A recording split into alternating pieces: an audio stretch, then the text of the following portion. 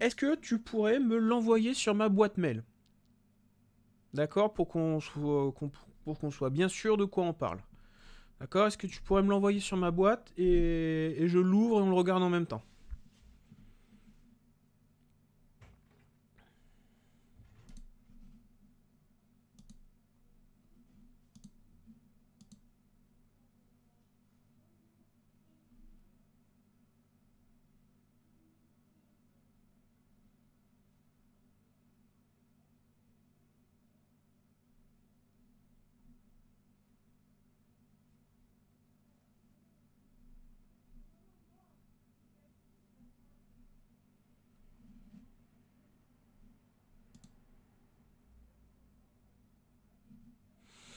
Eh ben, 11 heures, jusqu'à 11 heures, si vous avez plein de questions, si vous avez plus de questions et que ça vous embête, eh ben, vous retournez à vos occupations.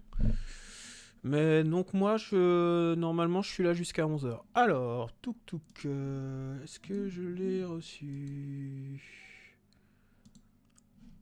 Hop, alors pour le moment, je l'ai pas encore reçu.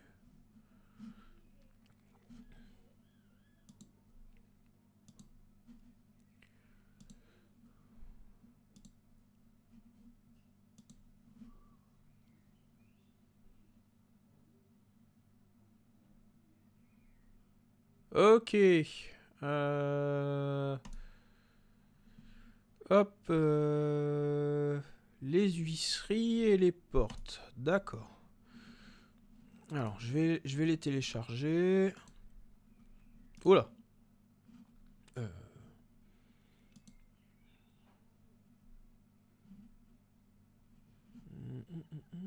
Toc. Ok. Hop. Hop.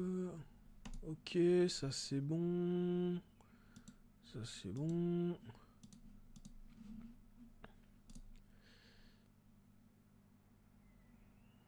C'est pas grave, je les ai trouvés, donc tout va bien.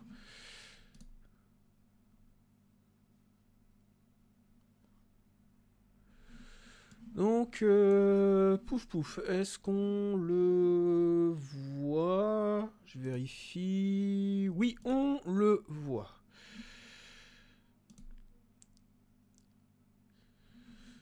D'accord.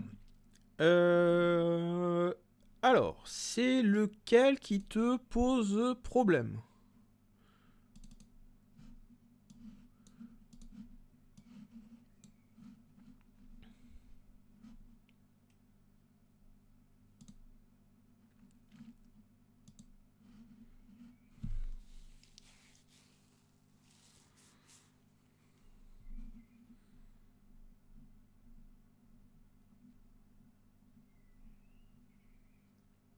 Alors, surtout les huisseries. D'accord, donc les huisseries. Hop, les huisseries. Ok. La porte, ça va à peu près. D'accord.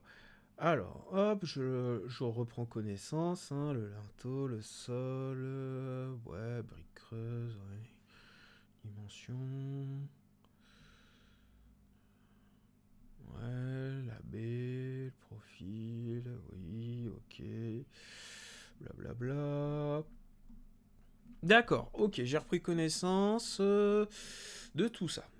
Alors, dis-moi. Dis-moi qu'est-ce qui te pose problème là-dedans, je vais essayer de te l'expliquer.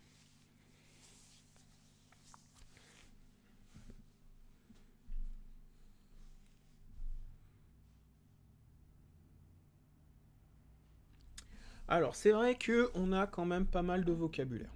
Alors, j'ai essayé. Merde, le zoom, c'est comment là-dessus? Essayer de se mettre à une. Bon. Ok, ça marche. Donc, d'abord savoir que les huisseries, c'est important.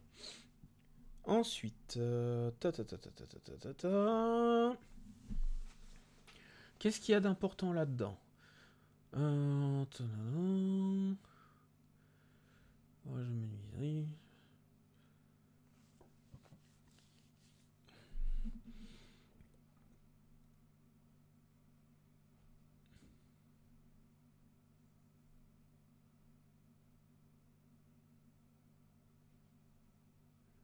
D'accord. Donc là, on te parle en fait de comment, sur cette diapositive, on te parle de comment la différence entre quand ma menuiserie est posée sur une cloison. Voilà, donc je rappelle, les cloisons, c'est tout ce qui va être dans un but seulement de séparation. D'accord, je vais aménager mon espace. À partir du moment où c'est un mur, je reprends des efforts. Donc la cloison, je peux la battre, il se passe rien. Je casse un mur, la maison me tombe sur la tête. Donc là, tu as la différence entre sur une cloison et sur un bâti, sur un mur de refend, un mur extérieur, quelque chose comme ça. Ensuite, là, c'est un petit peu pareil, c'est du langage technique, il faut l'apprendre. On n'a pas trop le choix. On a deux types en fait de mesures. Soit on parle du passage. Donc, hein, il est là, le passage, ici, là, ce truc-là, le P. Soit on parle de la B. D'accord ? Donc, le passage, c'est ce qui va permettre vraiment de faire passer quelqu'un. C'est-à-dire que je vais pouvoir, ou un objet, c'est quel est l'objet qui va pouvoir passer dans ma porte. Donc c'est pour ça qu'on prend la distance entre les montants, entre la traverse haute et le sol, etc. Alors que comment ça s'appelle, la hauteur, enfin tout ce qui va être les baies, en fait, les baies, B-A-I-E, là on va carrément parler justement de mon ouverture. Là on ne me parle pas, quand on me parle de baies, on ne me parle pas de mon bâti, en fait, on ne me parle pas du bois. Le bois, j'en ai un petit peu rien à faire. Ce qui va m'intéresser, c'est plutôt le béton. Puis on peut faire une association, B égale béton. Je m'intéresse à ce qu'il y a au niveau du dur. C'est cette dimension qui m'intéresse. Alors que pour le P, on est vraiment sur du passage. Donc pas confondre la LNP et la LNB. D'accord ? On ne confond pas un passage et une baie. Ça, c'est ce qui est vraiment d'important à comprendre sur cette diapositive-là. On ne confond pas le passage et la baie. Ensuite, donc, tu me dis hein, si on doit revenir sur une diapositive. D'accord ? Donc là, c'est un profil. Donc, si je coupe ma porte, donc, hop, imaginons, je coupe ici, là, je fais un petit trait de coupe, je regarde, et là, j'ai mon profil. Donc, ici, ça va être pour positionner ma brique. D'accord. Là, c'est un petit trou pour faire passer les gaines électriques, ce genre de bêtises. Là, la moulure, c'est purement décoratif. Hein, c'est pas de grande importance d'un point de vue structure. Et là, tu vas avoir pour positionner ta porte. Puisqu'à chaque fois, on est en recouvrement. La porte, en fait, elle va venir s'insérer là-dedans. Donc, ce qui est important à savoir, c'est que à chaque fois, tu vas rajouter des jeux. C'est-à-dire que tu ne fais pas pile poil ta rainure, là, ton énorme rainure, tu ne la fais pas à la dimension pile de ta brique. Parce que sinon, ça ne rentrera jamais. C'est impossible que ça rentre. Donc, tu rajoutes un petit peu, tu rajoutes 2 mm. Là, c'est pareil. Tu dois rajouter, pour ta feuillure de porte, tu dois rajouter 2 mm. D'accord ? C'est ça le but, parce que si tu mets pile poil, comme ton bois il va travailler, comme il va y avoir du jeu dans tes gonds, dans tes charnières, quoi qu'il arrive, il faut que tu rajoutes un jeu fonctionnel. Un jeu fonctionnel, c'est un jeu de fonctionnement. C'est ce qui permet de bien fermer une porte, bien fermer un tiroir. Voilà, c'est tout ce que j'avais à dire là-dessus. Bah alors, là, c'est... Ce qu'il y a à retenir là-dedans, c'est surtout ça. C'est-à-dire que tu adaptes ta partie bois à la construction déjà présente. C'est-à-dire que suivant la cloison que tu as, tu vas choisir différentes épaisseurs et différentes largeurs. D'accord ? Pareil au niveau de ton bâti. C'est pas le bâti ou c'est pas le mur ou la cloison qui va venir s'adapter à ta menuiserie. C'est à toi de réfléchir en amont. Tu vas regarder les dimensions de tes cloisons et de tes murs, et à ce moment-là, tu reviens avec ce qui correspond le mieux. Donc, c'est ce qu'il y a de plus important à choisir là-dedans.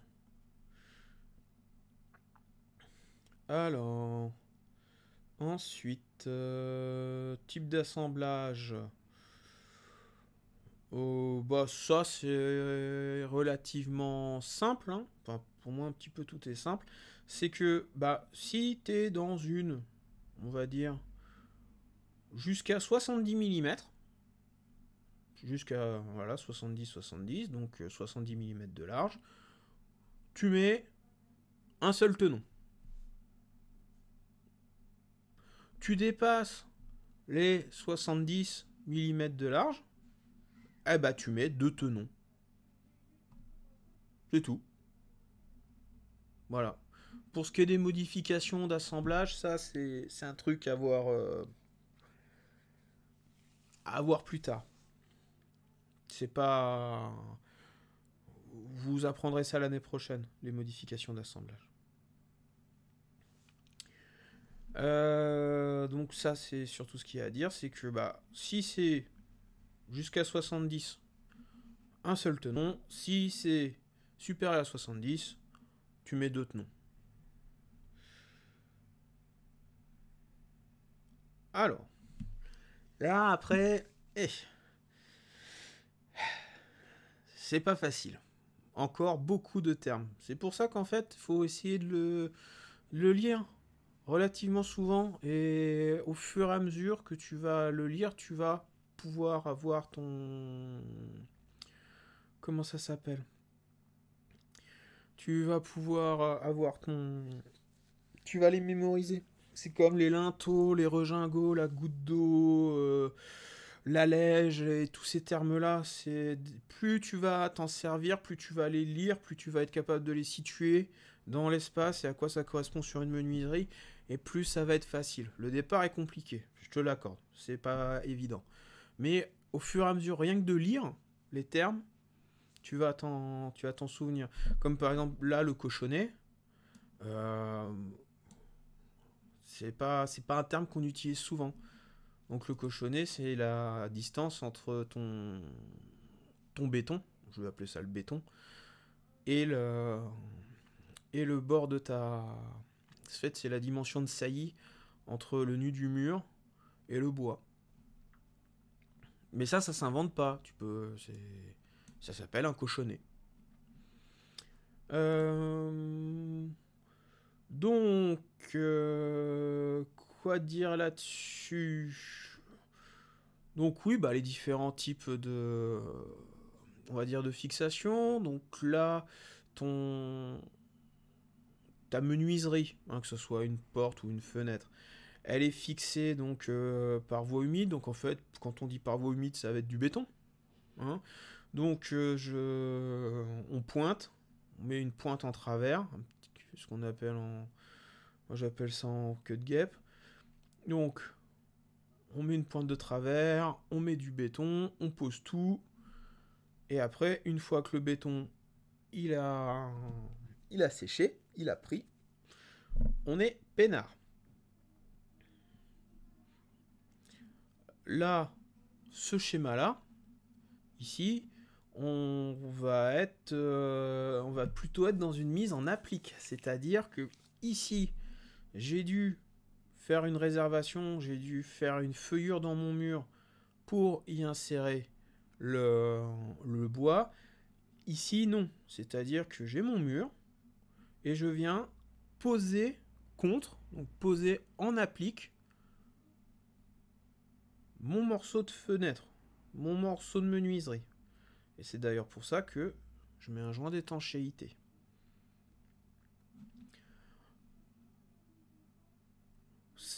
Ça permet, ce type de pose, ça va permettre d'avoir un isolant. Et pour compenser la largeur de l'isolant, hein, qui souvent dépasse les 10 cm, et ben à ce moment-là, je vais mettre une fourrure de compensation, ou des fois on appelle ça une tapée. Et là, derrière mon isolant, bah ça dépend ce que j'ai. Donc bah, ça peut être un BA13, ça peut être des briques. Là, c'est vraiment des schémas de principe. D'accord. Donc voilà.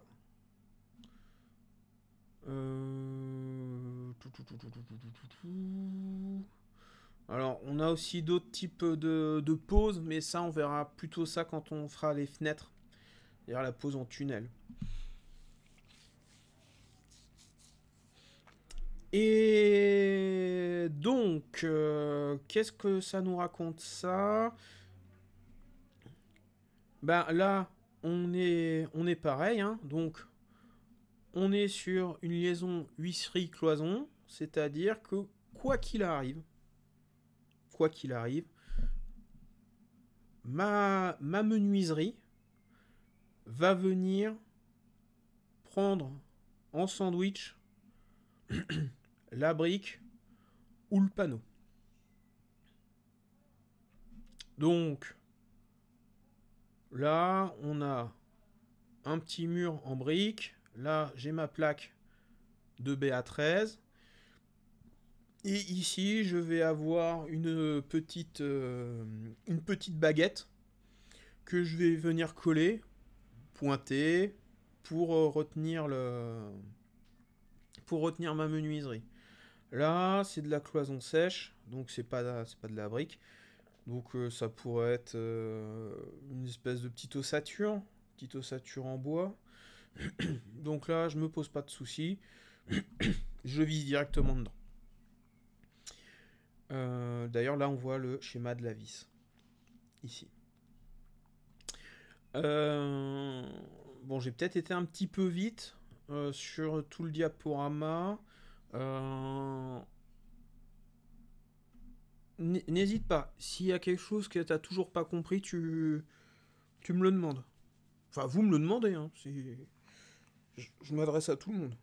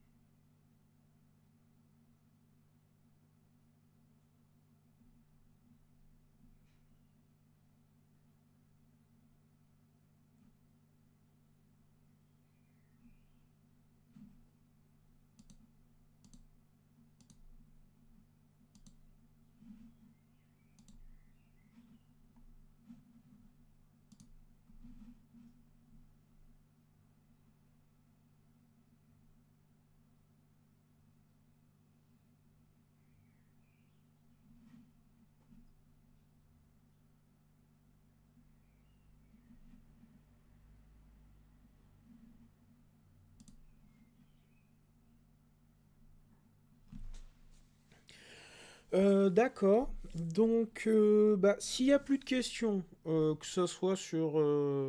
parce qu'on peut...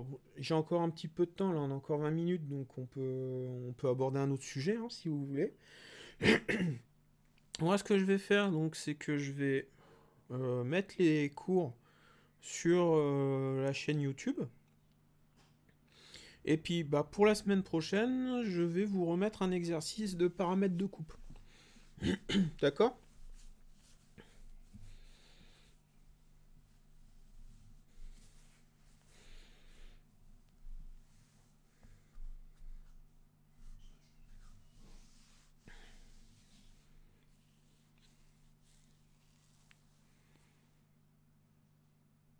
Alors, oui, les lives, eh ben, Alors, ça me fait un petit peu mal au cœur que tu me poses la question. Les lives, en fait, je les fais sur vos heures de cours. C'est-à-dire que vous, normalement, je vous ai le mardi matin. Donc, tous les mardis matins, mais depuis avant les vacances, hein, je fais un live d'une heure, 2 heures, entre 9 heures et 11 heures, tous les mardis matins, spécialement dédié pour vous. De même que cet après-midi, ça sera pour les terminales. Donc entre 14 heures et 16 heures, je serai en live pour les terminales. Mais s'il n'y a pas de terminale, si personne ne regarde, bah à ce moment-là, bah vous pouvez aussi me reposer d'autres questions. Je réponds à tout le monde. Le jeudi, je fais ça pour les premières. Pareil, de 14 à 16. Et à chaque fois que je fais un live vidéo, comme ça, je le mets tout de suite après, enfin en tout cas le temps que ça encode, sur ma chaîne YouTube. La chaîne YouTube, vous avez le lien ou pas?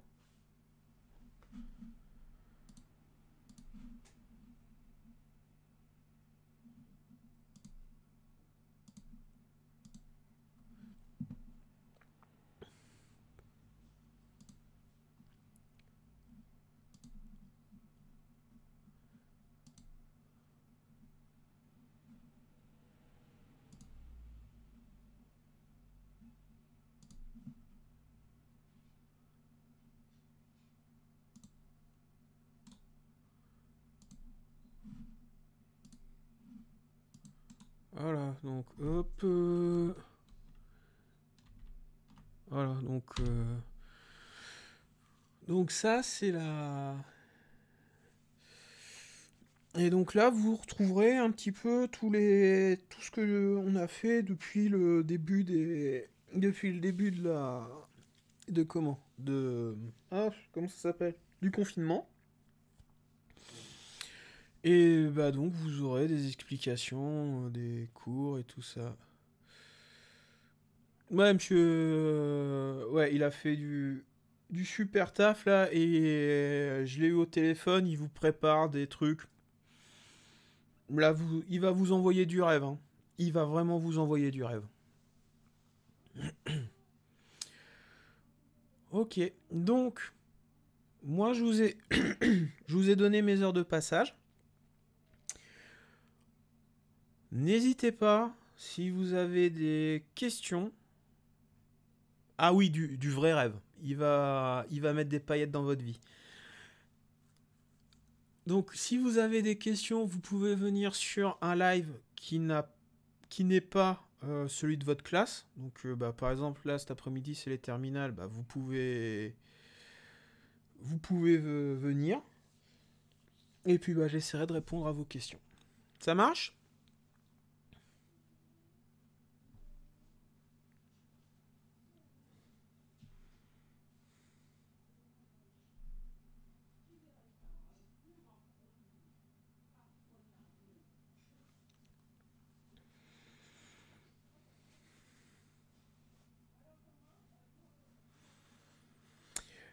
Eh ben écoutez, moi je vous souhaite une très bonne fin de matinée, une très bonne après-midi, et normalement dans la journée je devrais remplir le cahier de texte et vous mettre un exercice pour la semaine prochaine. Bon bah surtout prenez soin de vous, et puis bah je vous dis à plus tard.